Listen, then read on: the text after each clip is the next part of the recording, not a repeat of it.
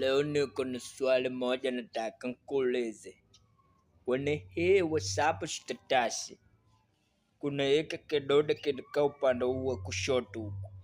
Upande wa kushoto kwa chini pale unataka kuandika maneno fulani. Kama unataka kuposti, basi unakuja unaandika pale kwa chini. Mnaita caption ile. Hiyo inaitwa caption.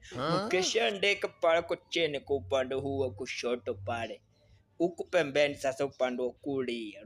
Nielewe vizuri, huko upande wa kulia kuna kidole fulani hivi kimekaa kama mapenzi fulani kimechorwa hivi kama moyo. Kile kidole ukikagusa tuti ukiani kufanya kukitaputi. Yani kile kidole kinawaka kijani, kinakuwa kijani. Sasa swali moja mimi nikauliza, kwa nini ukikigusa kinawaka kijani? Lakini ukikuingia kule kwa status yako unkuta kitu kingine cha tofauti. Yani kwa mfano kuna mtu anaangalia status yako, kama kuna mtu alikuja kucheck status alafu akagusa kile kidude, si ndio? Akagusa kile kidude, ukuwa ukifungua ile status ya kwako ile, unaona vitu kopa kijani vinatoka vingi kwa chini kama vile kuna chemchemi ya vile vidude vya kijani vingi. Anabaki unashangaa sasa.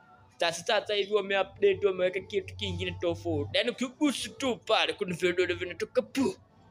Sasa nikaanza kusema kuna maana hawa WhatsApp na maanisha kwamba wameanza kusherehekea mwaka mpya na bado mwaka mpya bado hajafika. Hilo ndo kawa swali langu.